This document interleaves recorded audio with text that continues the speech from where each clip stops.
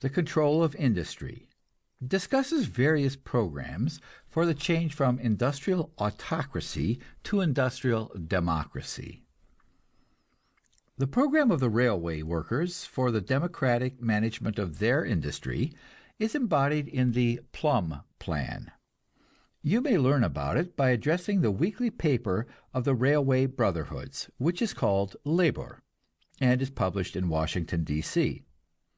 It appears that our transportation industry can be at once socialized because of a clause in the Constitution which gives the national government power over roads and communications.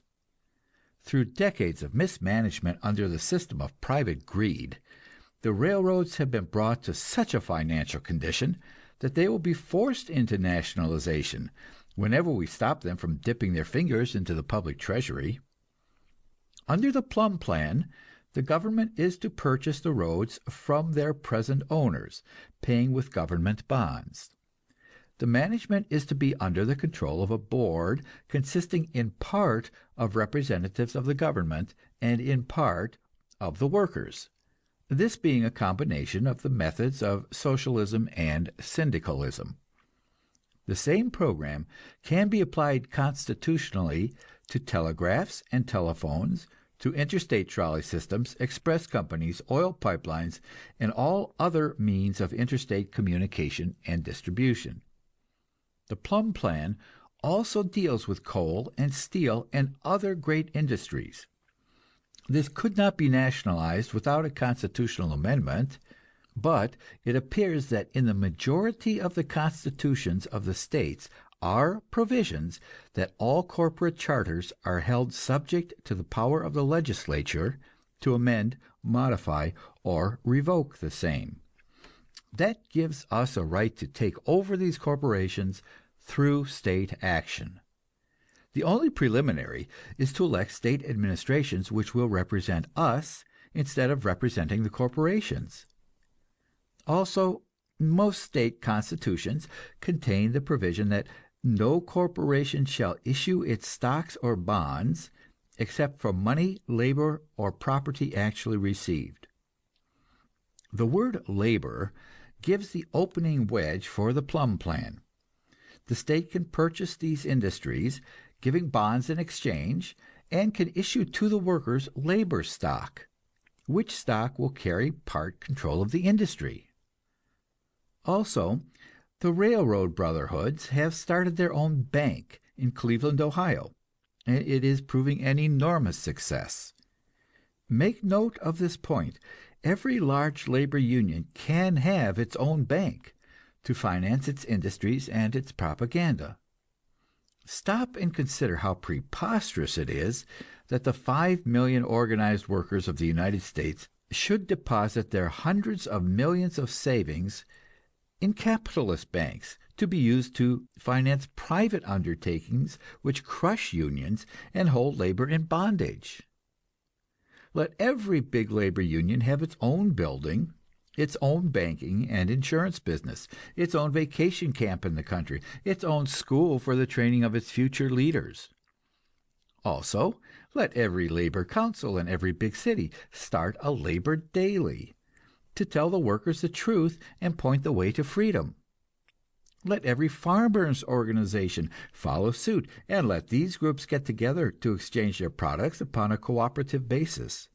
Already, the railway men are arranging with the farmers to buy the farm products and distribute them cooperatively.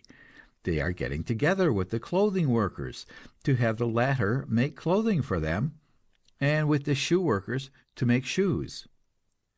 This is the cooperative movement, which has become the largest single industry in Great Britain, and is the backbone of industrial democracy and sound radicalism.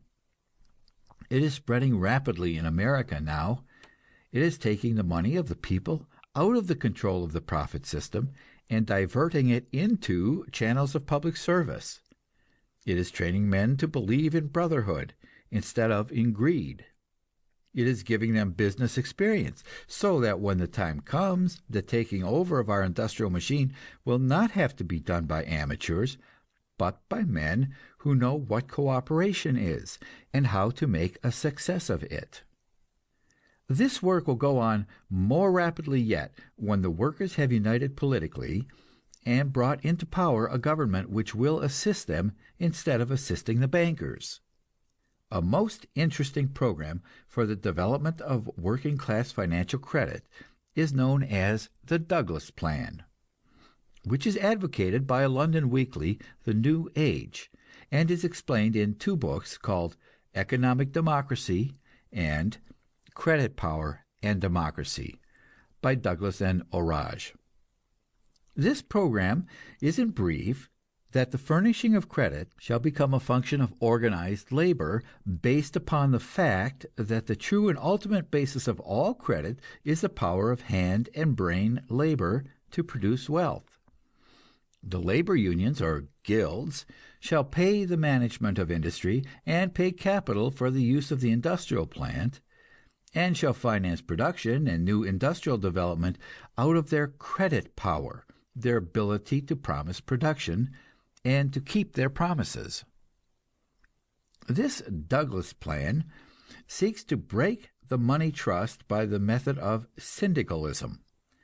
Another method of breaking it, through state regulation of bank loans, you will find most completely set forth in an extremely able book, The Stranglehold, by H.C. Cutting, an American businessman whom you may address at San Lorenzo, California. Another method, utilizing the third factor in industry, the consumer, is the method of banking by consumers' unions. Such are the Raiffeisen banks, widely known in Germany, and a specimen of which exists in the single tax colony at Arden, Delaware. Those who wish to know about the cooperative bank or other forms of cooperation may apply to the Cooperative League of America, 2 West 13th Street, New York, whose president is Dr. James P. Warbasa. Information concerning public ownership may be had from the Public Ownership League, 127 North Dearborn Street, Chicago. Also from the Socialist Party, 220 South Ashland Boulevard, Chicago, and from the Bureau of Social Research of the Rand School of Social Science, New York. Also, I ought to mention the very interesting plan for social reconstruction set forth by Mr. King C. Gillette, inventor of the safety razor.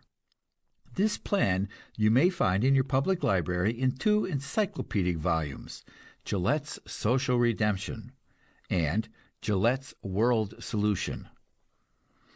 The politician seeks to solve the industrial problem by means of the state, and the labor leader seeks to solve it by the unions.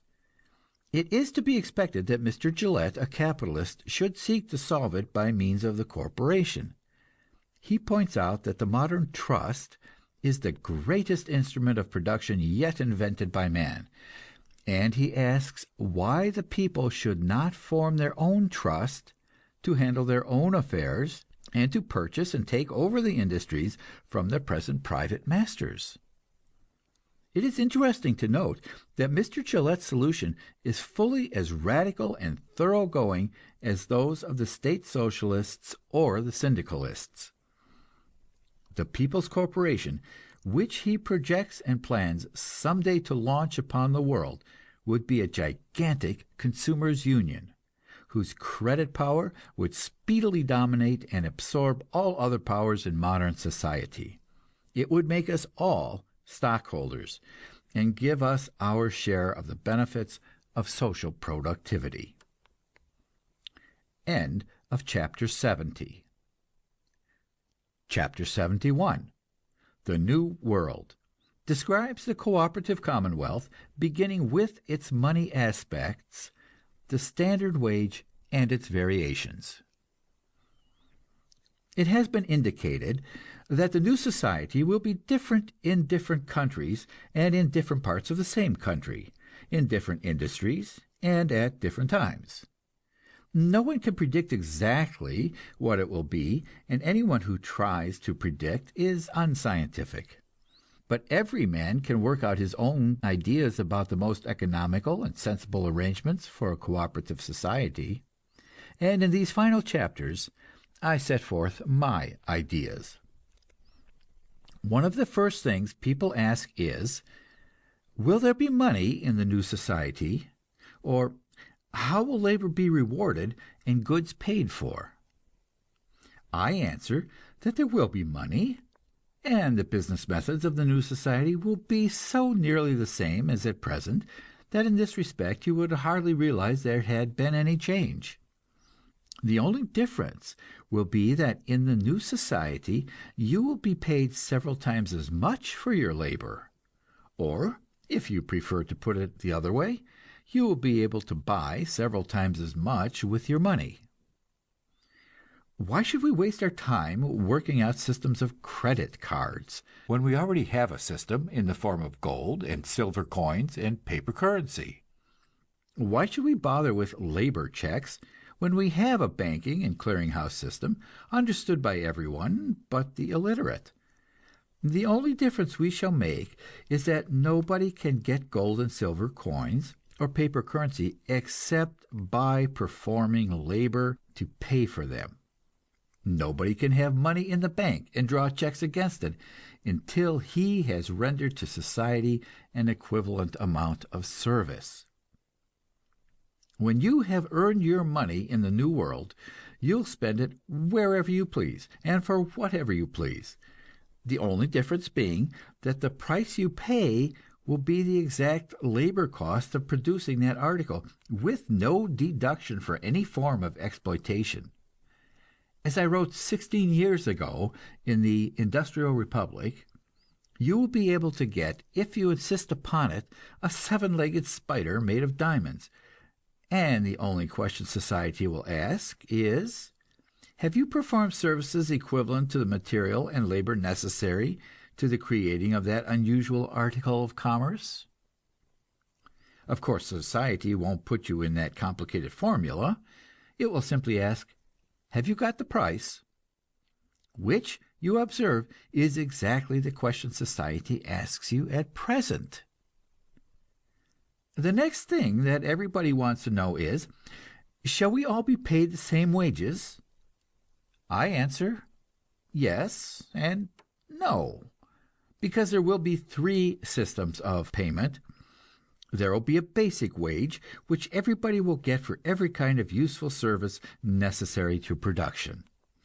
This will be, as it were, the foundation of our economic structure. On top of this will be built a system of special payments for special services, which are of an intellectual nature and cannot be standardized and dealt with wholesale. In addition, there will be, for a time, a third arrangement applying to agricultural work, which is in a different stage of development, and to which different conditions apply. Let us take first our standard wage. The census of our utopian commonwealth reveals that we have 10 million able-bodied workers engaged in mining, manufacturing, and transportation. This including, of course, office work and management, everything that enters into these industries. By scientific management, the best machinery, and the elimination of all possible waste, we find that they produce $80 million worth of goods an hour. A portion of this we have to set aside to pay for the raw materials which they do not produce, and for the upkeep of the plant, and for margin of error, what our great corporations call a surplus. We find that we have $50 million per hour left, and that means that we can pay for labor $5 per hour, or $20 for the regular 4-hour day. This is our standard wage, received by all able-bodied workers. But quickly we find that our industries are not properly balanced. A great many men want to work at the jobs which are clean and pleasant, such as delivering mail, and very few want to work at washing dishes in restaurants and cleaning the sewers. There is no way we can adjust this except by paying a higher wage, or by reducing the number of hours in the working day, which is the same thing. The only other method would be to have the state assign men to their work, and that would be bureaucracy and slavery, the essence of everything we wish to get away from in our cooperative commonwealth. What we shall have, so far as concerns our basic industries, is a government department registering with mathematical accuracy the condition of supply and demand in all the industries of the country.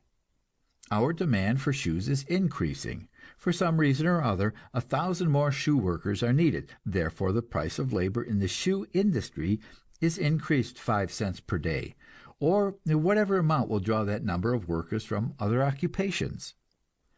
On the other hand, there are too many people applying for the job of driving trucks.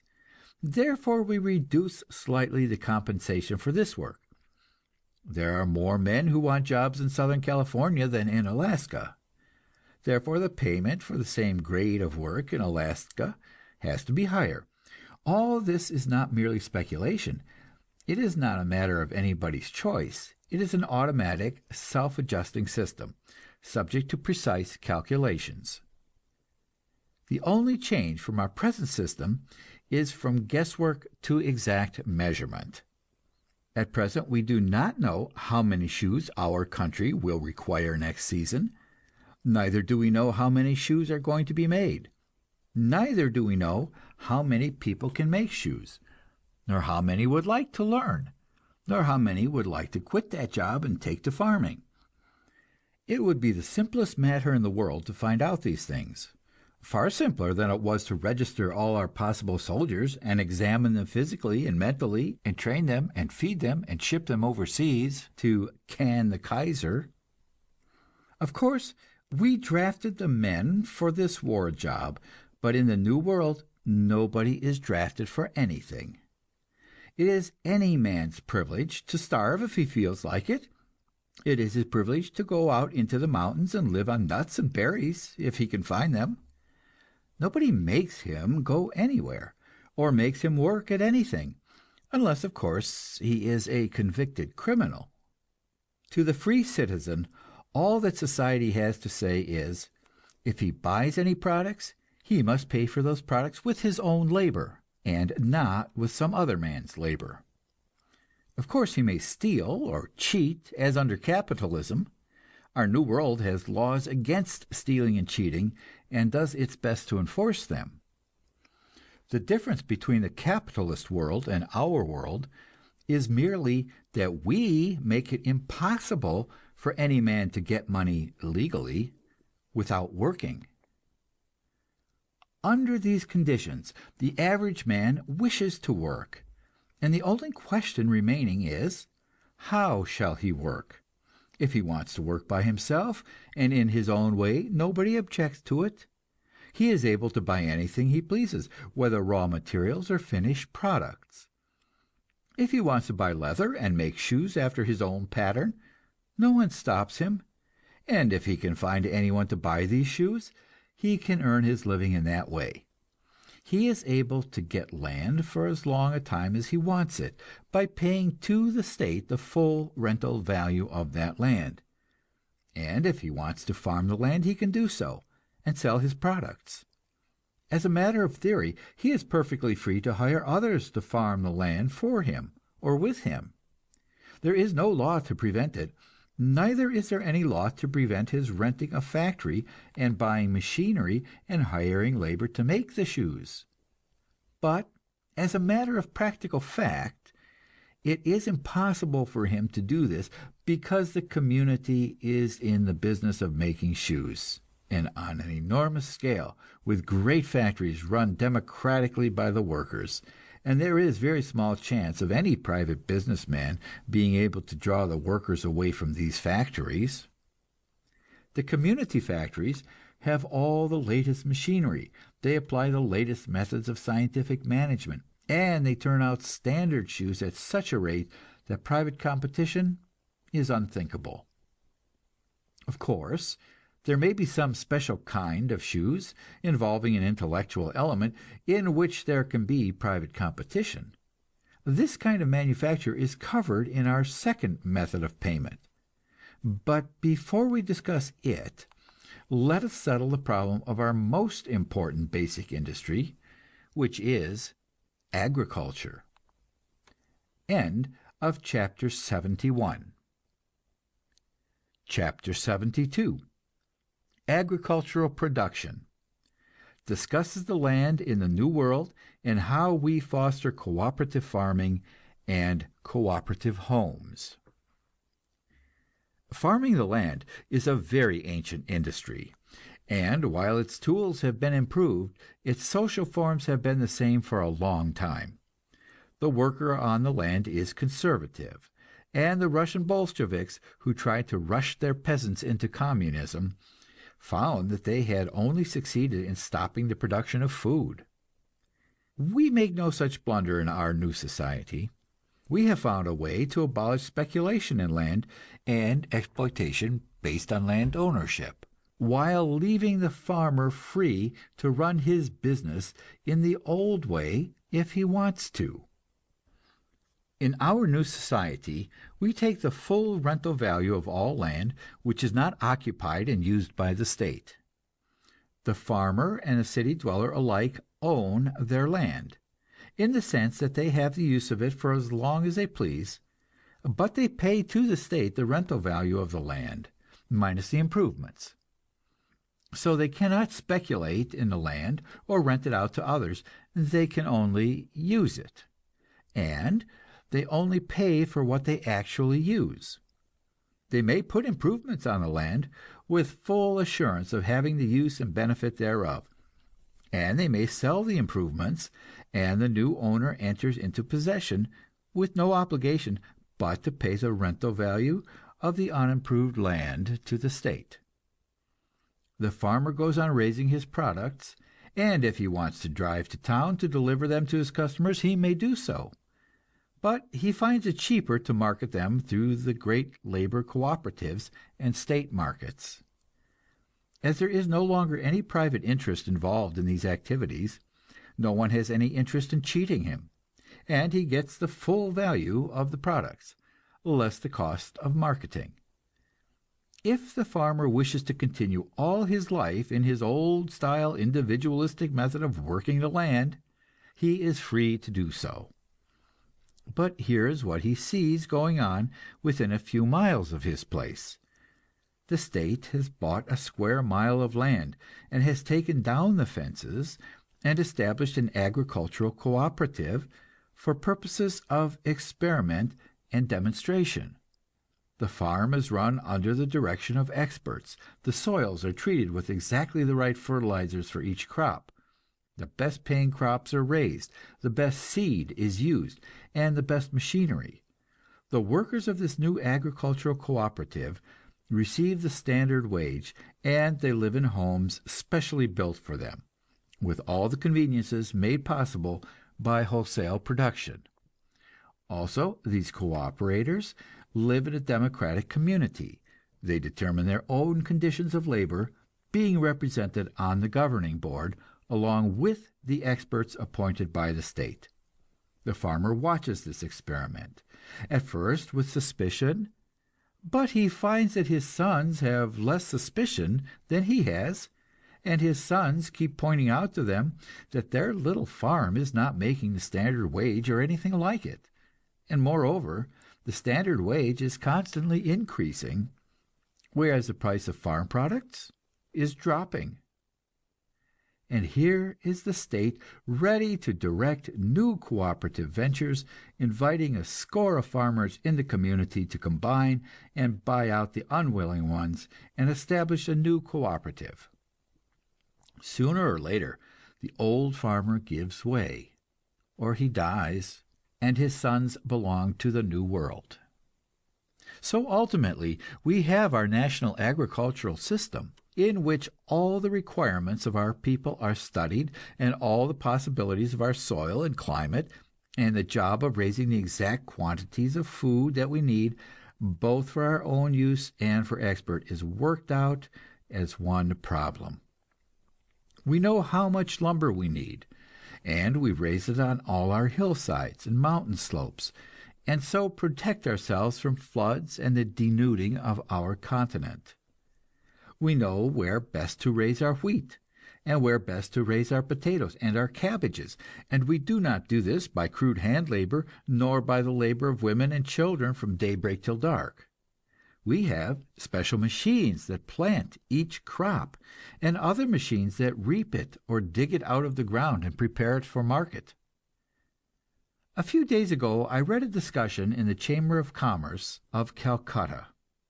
Someone called attention to the wastes involved in the current method of handling rubber. One consignment of rubber had been sold more than 300 separate times, and the cost of these transactions amounted to 3 times the value of the rubber. This is only one illustration, and I might quote 1,000. If you doubt my figures as to the possibility of production in the new society, remind yourself that a large percentage of the things you use have been bought and sold many scores of times before you get them. Consider the cabbage, for which you pay 6 or 8 cents a pound in the grocery store, and for which the farmer gets, say, half a cent a pound. In this new world, the state has an enormous income derived from its tax on land values. It no longer has to send around men once a year to ask you how many diamond rings your wife has, and to tax you on your honesty, if you have any. It no longer has to make its money by such lying devices as a tariff. Therefore, its moral being is no longer poisoned by a tariff lobby. It taxes every citizen for the right to use that which nature created, and leaves free from taxation that which the citizen's own labor created. This kind of taxation is honest and fair to all, because no one can evade it.